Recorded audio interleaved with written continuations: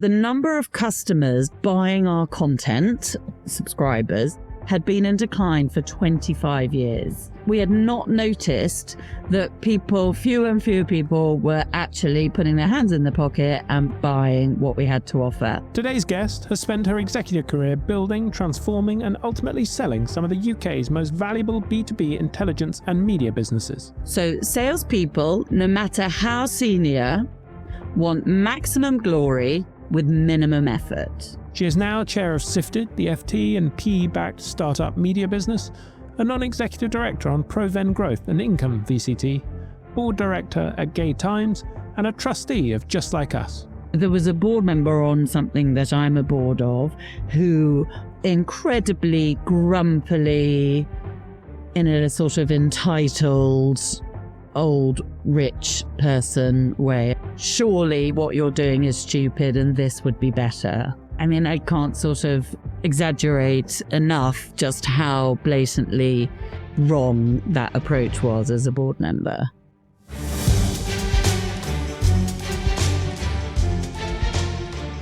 Welcome to Enter the Boardroom, the podcast for boards and board members.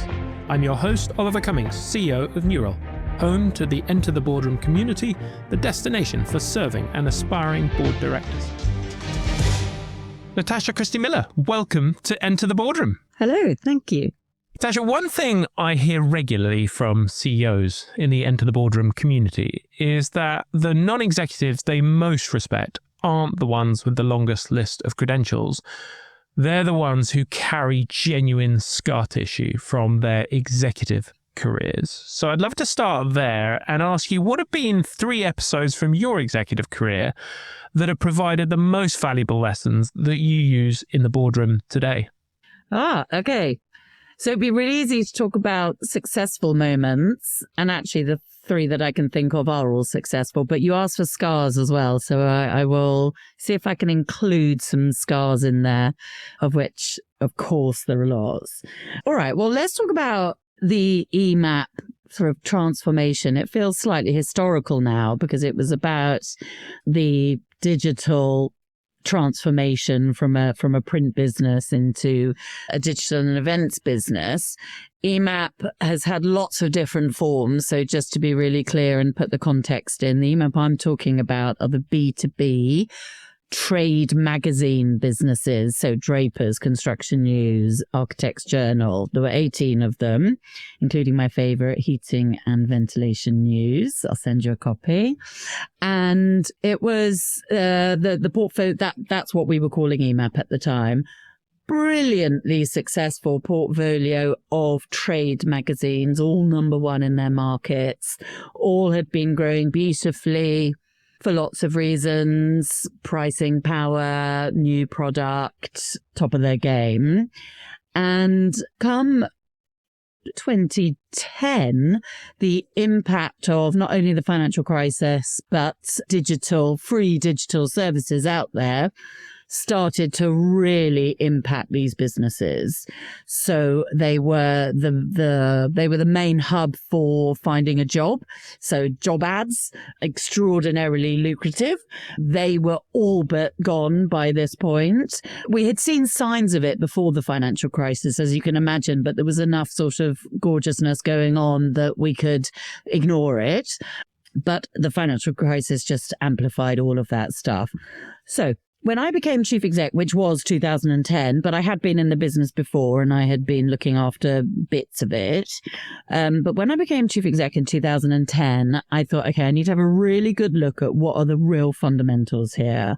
What have we got? Because the business model was failing. Ultimately it was going to fail. They were still all profitable. They were still all whatever, but they were almost all shrinking, both revenue and profit.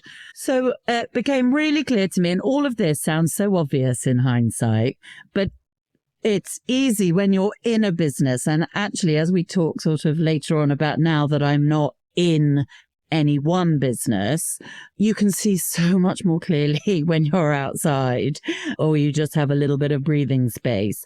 but hard to imagine. But in the business, we had all not spotted until I became chief exec and I thought I need to look at everything, that the number of customers buying our content, subscribers, had been in decline for 25 years. So all the way through the growth of these businesses, all adding events, adding recruitment, adding all of these things, we had not noticed that fewer and fewer people were actually putting their hands in the pocket and buying what we had to offer. And so what I mean by that is our professional audiences. So if I was an architect, fewer were buying Architect's Journal than they had been, previously. I did the maths. It was going to be 8 years, and then I didn't have a business at all, because the fundamentals of the business was that I had an engaged professional audience that paid for my content because it was so good, and then I sold access to that audience in old money advertising. And there were lots of ways of doing that in print and then also face to face. And so I thought, okay, we need to pivot. That's a terrible word. We need to really think about what is the most important thing here. Actually, the most important thing here is that more people are buying our content, because then I'm helping more people in the markets that we're serving. The community effect, therefore, is greater, and I can sell access to these people more easily the more I've got of them. So we set about a really simple / clear objective of turning around this decline in the number of people buying our content. And there were 3 main sort of pillars to how we did this. The first was that our digital content was appalling. It was also free. I mean, that's not a terrific strategy when you're trying to get people to keep buying your magazine if you give it all away for free. So we needed better digital, and we needed to include that in the subscription and stick a paywall on. Secondly, we moved to a corporate subscription. So up until this point, all of my customers were individuals making a choice. Shall I spend about £100 a year with Emap and buy this magazine? And it, again, sounds incredibly simple, but we went out to the market, to the organizations themselves, and said, look, you've got 26 people who buy this. Why don't you buy it on behalf of 200 people? You can have 30 magazines and 200 people can have access to online, which, by the way, is all the same content. So we were changing the relationship to £100 per customer to, on average, about £5,000. And also organizations renew at a much higher rate than individuals. Individuals can have a bad day. They can leave their jobs. They can leave the country, whatever. So they would renew at about 70% Corporates, organizations renew at about 90%. So there was volume and sort of long-term gain for moving to corporates.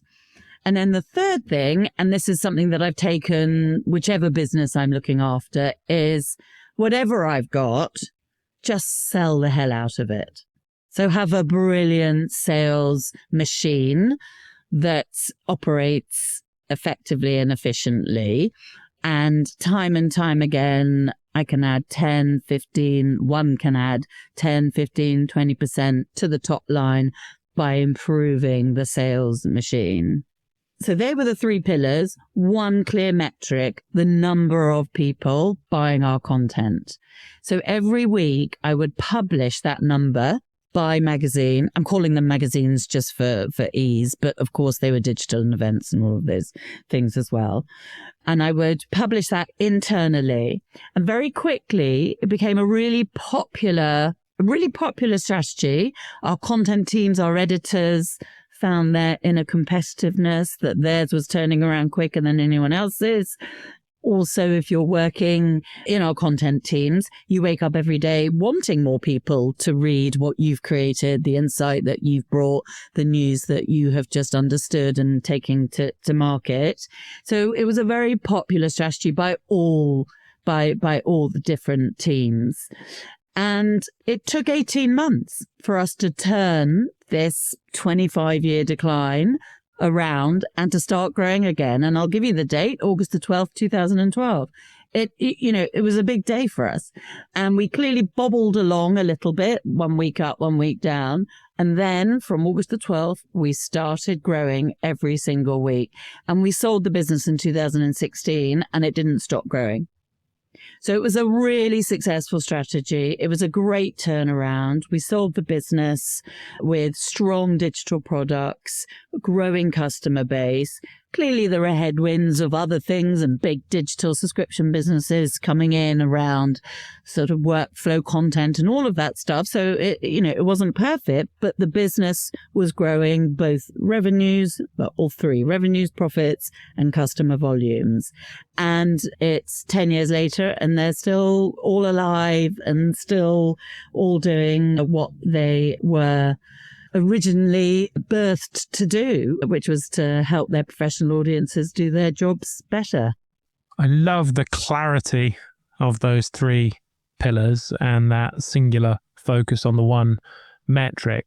For a board member listening to this going, Natasha, that is brilliant. I think I need to bring sell the hell out of everything into our organization. Can you expand on what does that mean and how can a board member help an organization they're working with unlock that?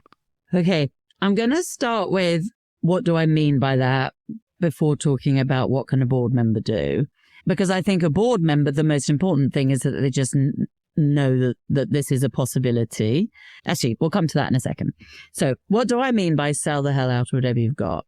I've actually written quite a lot about this and I help quite a lot of organizations now with this. So some of my advisory, specifically TED and the Economist Group, this is what I've brought to them.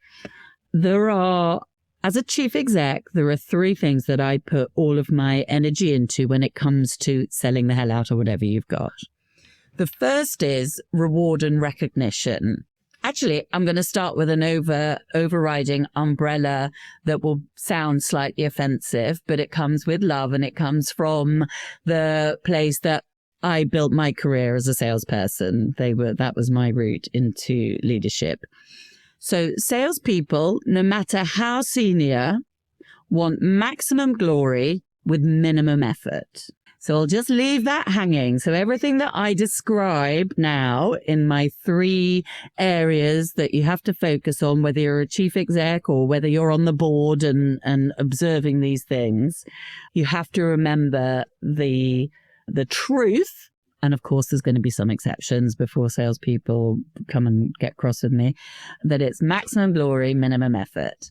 So the first thing is reward and recognition. So the reward side of things, you just have to have great commission plans. They have to follow certain rules, which are, there's a sort of reasonably long list of them, but just some of the top ones are individual targets, uncapped, paid as frequently as possible. There's more, but you just have to get that right. Get that wrong, and you're just starting you're starting in a very poor position. The recognition bit, lots of organizations don't lean into well enough. And this is celebrating when things are going well and pulling things out even when things aren't going well and showcasing what good looks like and recognizing the individuals involved. So we're leaning into the maximum glory here bits, which is, I'm going to use you, Ollie. Ollie, what an incredible pitch you just did. I want to make sure lots of people can hear that. Let's send it round to the whole team so they can hear how brilliant you were. Okay. To loads of people, what are you talking about? That sounds rather childish. Oh no, sales community. Come on. I'm the best. They think I'm really good at that. I know, I'll keep doing that. So there is masses of recognition that is required and it is constant. So I remember I was chief exec of Emap, so quite a fancy job title. January the 2nd, I was in the office at 7 a.m, blowing up 122 red balloons. I mean, for goodness sake, I sort of looked at myself and just left my 2 kids at home. And I was like, what on earth am I doing? But I knew absolutely that when all of my salespeople came in, there was about 100 of them, and there were over 100 red balloons there. They knew that we were serious and that we were starting the year off as with a bang. I mean, that's a slight sort of pun, sorry. And that bang was whenever good things were happening, they could come and burst a balloon and there's a little prize inside. I mean, it sounds childish now, but you're smiling, so maybe you would have liked to have been coming into the office that day. But I was the one blowing up these bloody balloons. Anyway, so this recognition thing really matters for a number of reasons that I've just described, but also the fact that the senior leadership, chief exec, board, whatever, are interested, are knowing what's going on, knowing what's good, because senior sales people tend to want to keep others away. They want to pretend or give the impression, not pretend, because they might believe some of it themselves, that sales is magic. It's not. It's a science. And that leads me to my second thing, which is the science of sales. Selling, whilst there are moments of glory and moments of joy and fun, is really boring, because you have to do the same thing again and again and again. And you have to kiss lots of frogs. Maybe this is a good lesson for people applying for NED jobs, but you have to kiss lots of frogs, and you have to be brilliant every single time, and you have to be really disciplined. And sales folk, again with love, hate this bit. They'll say, oh, I'm really senior, and I don't like being micromanaged. I think that's really, treating me like a child. It's not micromanaging. It's understanding what it takes to get a sale.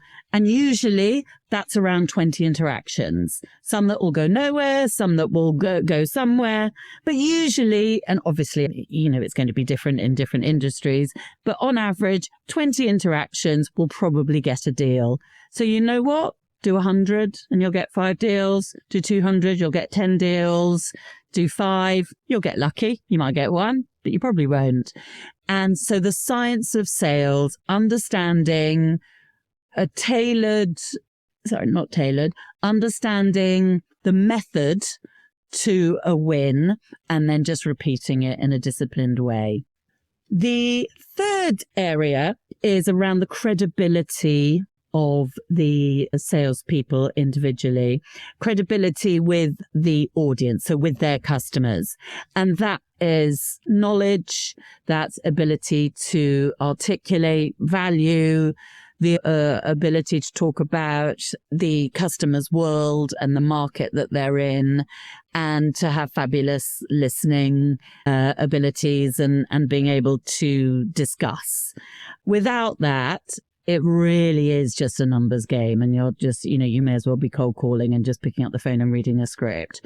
So lots of energy and work should go into improving the skills and the credibility of the sales community. And there's lots of ways to do that, fueling them with great information, setting expectations about what their level of expertise needs to be, all of that good stuff. So we've got 3 things really simply. We've got reward and recognition, science of sales, and then credibility/knowledge of the sales community. And as a chief exec, if you are spending time on those 3 areas and not being distracted in the sales world, obviously you've got loads of other stuff to do, but when you're in the sales world, if you're focused on those 3 things and they are optimized, that's when you're selling the hell out of things.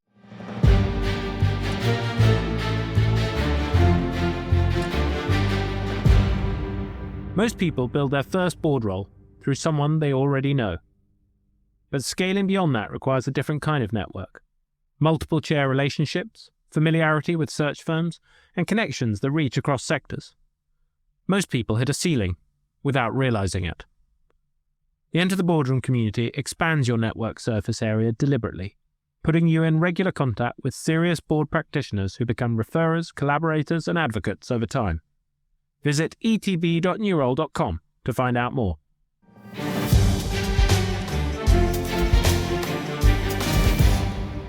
So in terms of the value you were getting from your board during this period as CEO? Where were they adding value for you? So at this point, I was using our board. Internally, I was using them as real staging posts. So for my leadership team, so I had 5 managing directors, a CMO, finance, blah, blah, blah. And I would use the board sessions as staging posts for them to help me create timely effort. So this particular managing director at this board, I want you to be able to talk through X, Y, and Z. And so it created sort of deadlines for initiatives. That's probably not the question you're asking, because you want to know what I wanted from the board, but actually having the board being connected and invested and curious about our business and more importantly, the strategy, that was enough of an incentive for me to be able to encourage and stop my leadership team from getting distracted. I think that's a really underappreciated value boards serve. And to me, the analogy is like a personal trainer. I mean, it strikes me as mad to pay someone to come and watch me do workout when I could do that on my own. And yet time and time again, I know that if I don't have that person there watching me, I won't commit to it. I won't do it. And I think you have exactly the same happening with a board, that as a CEO, you don't need that in your mind. But of course, if you don't have it, you do behave differently without it. Yes, I think that's a good analogy. Were there ways in which the board frustrated you? Yeah, I mean, always, of course. Look, I chair a board and I sit on other boards now, and I really don't enjoy then, as I, equally now sitting on a board, ill-informed questions. I don't mind questions that are left field or that are provocative or, all very happy with all of that. But ill-informed is really irritating because there's an energy leakage there. If it's ill-informed on purpose, then that can have a place, just as a left field thinker. But if it's somebody who thinks they know what's going on and don't, then that can be really disruptive. And of course, that happens all the time. And of course, I will have done that a million times myself and asked an ill-informed question without wanting to irritate. But that is frustrating, yes. Can you bring that to life with an example? Is there an ill-informed question? No, because I'm not... I don't want anyone to. Without breaking any. All right. Well, I will give an example without, I'm afraid, because of course we'd all love the name of the company. I'm not going to give the name of the company. But there was a board member on something that I'm a board of who they're no longer on the board, and we'll probably come to that story in a bit, but incredibly grumpily, in a sort of entitled, old, rich person way. I'm not going to say the gender, but you can guess. Surely what you're doing is stupid and this would be better. I mean, I can't sort of exaggerate enough just how blatantly wrong that approach was as a board member, and unhelpful. Can we move on to talk about your experience in media as an industry? Because it's deep. And you now sit on the boards of 2 media businesses.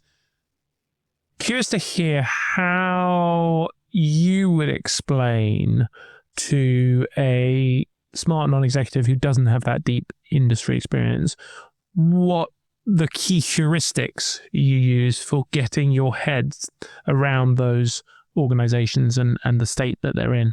So the first question I ask myself, actually the first question, that's silly, isn't it? A million things come to mind at once, so I won't say that.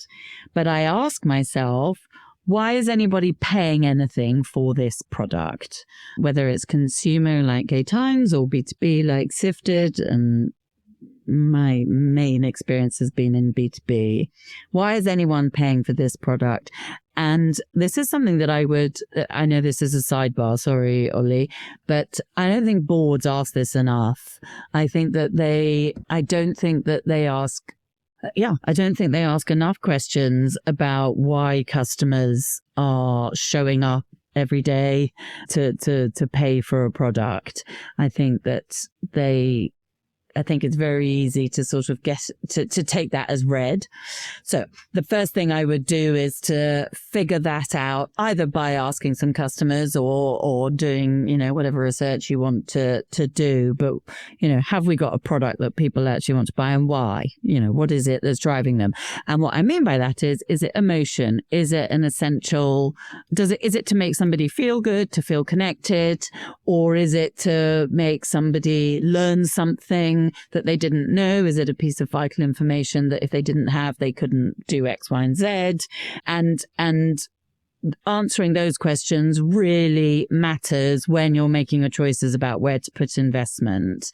So, and a good example are the Emap magazine brands, so Retail Week, Drapers.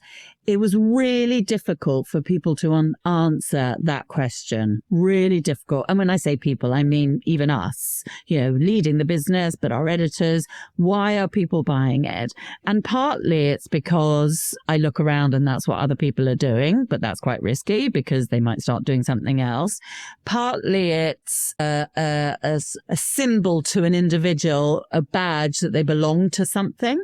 So I buy Retail Week. That therefore means I'm a fairly senior person in the world of retail. I like that badge. I'm going to wear that badge. I suppose it's like attending TED, which I'm lucky enough to be able to do each year. But the people there, a TED attender, TEDster, as we call them, that is, I'm doing this because we do actually wear badges that say that, but it's look, I'm in the gang, I'm in the club, and it's a club I really want to be part of. And those are all really valuable until something else can replace it and something else becomes more important. So all of those, I'm giving you slightly a broad answer to a very specific question, which I will come back to. But it's so important that board members are not just taking these things as read, but really thinking about it, putting themselves in the shoes of the customer. Why am I here? Because those may not be questions that the exec are asking themselves. People may be taking those things for granted because some of the, for business has been going for a long time. We just expect it to carry on. It sounds like you've got archetypes in your head there for the different motivations for why individuals or corporations buy a product. Yes. And it sounds like that is shaping the decisions you are then making at a board and C-level of where you want to invest. Yes. Can you give me an example that brings that to life? Because it sounds like there might be some that are more attractive than others that are better to back than others. Yeah. So let's think about the events world. So B2B events world. They're great businesses on so many levels, cash generative, repeatability, all of that good stuff. And I love them, and I've run lots of them. What's really important to know is, why are people coming to this event? And generally, and there'll be exception to this, but generally it's one of 5 reasons. Why am I paying money to be here or spending the time to be here? The first is, I want to fill my pipeline.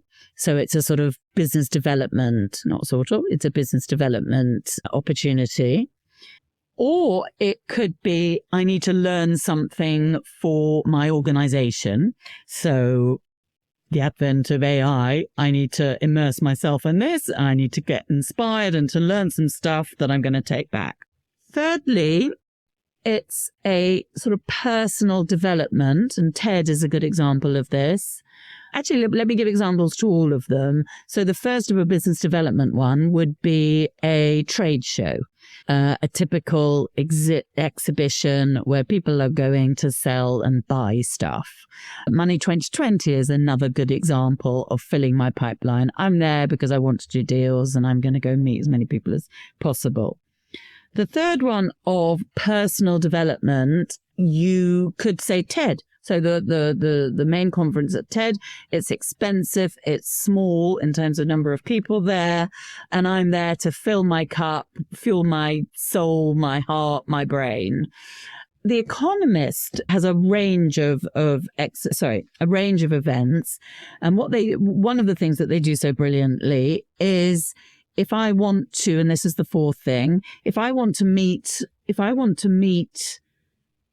a named individual. So I specifically want to meet the 4 people that, or the 1 person that, then I can select an event and go to that. And that's incredibly helpful. To access, exactly. And that's not a general access. So if I want to just meet chief execs, that's filling your pipeline stuff. I want to meet an individual and I know they're going to be there. So Davos is quite good for that. So there's a range of different reasons to go to an event. And what's really important is events know which of those to lead with. Now, the answer often leaders will want to tell you is, but we do all 4. And of course, that's true. But you have to make choices and you have to create a product and make all of your decisions through the lens of one of those things, because everything else will happen nicely. But you have to focus on one of those things. And we had this with Sifted. So Sifted was a brilliant launch. I think it launched at sort of £1.5 million summit, conference. It was great for a B2B conference. It stayed the same for a number of years because it could do all of those things, but it's plateaued. It's absolutely plateaued. So this year we are prioritizing one of those really clearly, which is founders and operators learning skills for their organization that they don't have, and really leaning into the practical side of that. And all of those other things will happen that I described. So they'll meet people, they'll fill their pipeline, all of those good things will happen. But the product itself has to be absolutely clear in one of those 4 things that I described. And it's paying dividends already. We haven't had the event yet, but the market's leaping at it. So that sounds like there's a benefit to that clarity and to that focus of being clear of what you're trying to offer your customer. Is there one of those 4 that, given the choice at a board level, you'd say, look, if we have the choice, let's go for that one every time because its unit economics or its stickiness or whatever else is more attractive than the others? Yep, filling your pipeline. Being able to drive sales is the last thing that you would chop off your list of things to do. And we can see this when obviously during the pandemic, events didn't take place. And lots of organizations had to find different ways to fill their pipeline. So whether those were digital webinar, there were all sorts of different ways that you can do that, obviously. But the moment that we could do events again, everybody went screaming back to them because nothing was as efficient and as effective as filling your pipeline over a 1, 2, 3, 4 day event, exhausting everybody, but probably creating a year's worth of leads. So if you come into a business as a board member and you figure out, customer renewal on both volume and revenue basis is at 70%, where do you go from there? What's your next sort of question line of inquiry? If we're talking specifically about subscriptions, then 70% renewal is a bit crap. And so I'm wanting to know what I'm then assessing who are the customers that we're bringing in and are they the right customers? And the way that I can do that by just looking at those. But the other thing that I can do is I can look at where are the customers leaving me? Are they after 1 year, 2 years, 3 years, 4, or more than 5?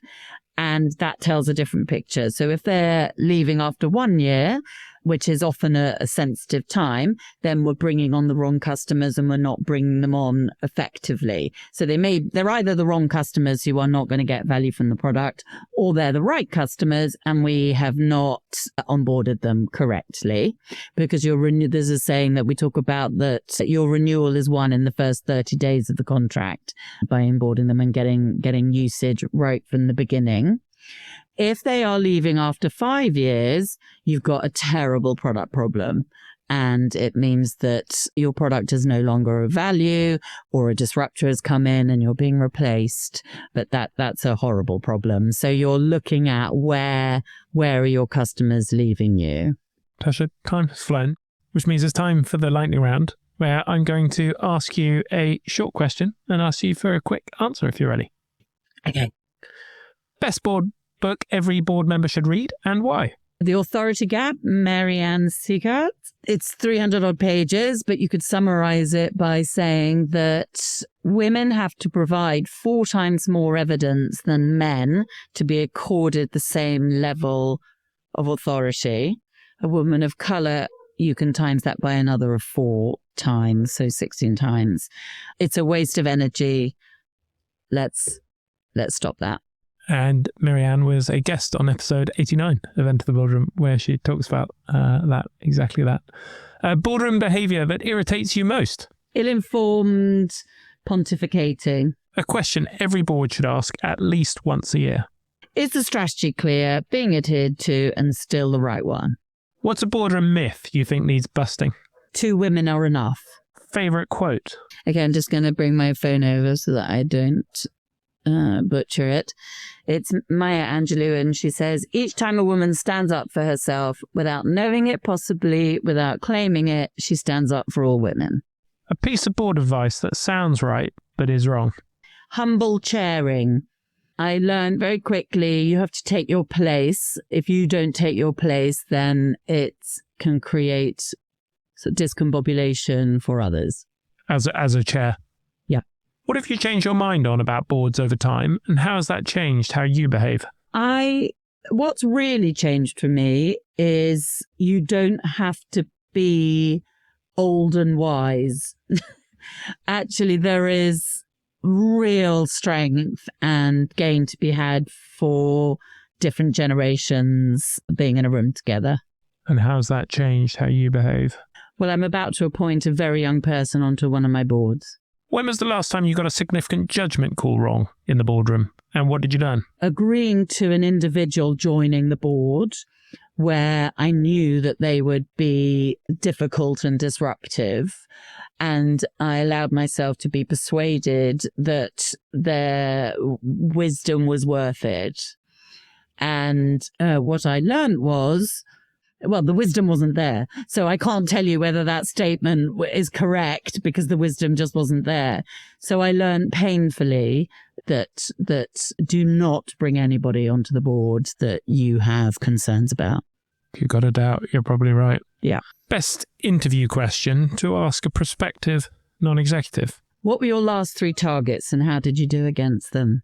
And what are you looking for there? I'm looking for somebody to be able to answer that.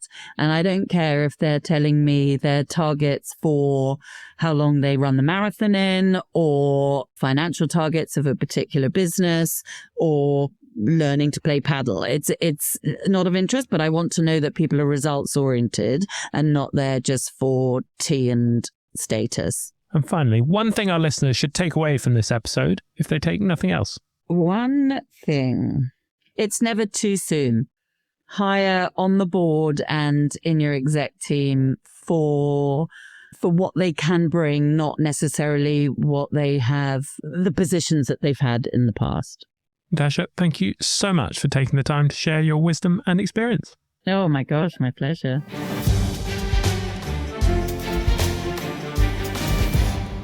If you've got 1 or 2 roles and want to build beyond them, the Enter the Boardroom community gives you the network density to do it. Listeners get 10% off. Visit etb.newroll.com and use the code ENTER at checkout.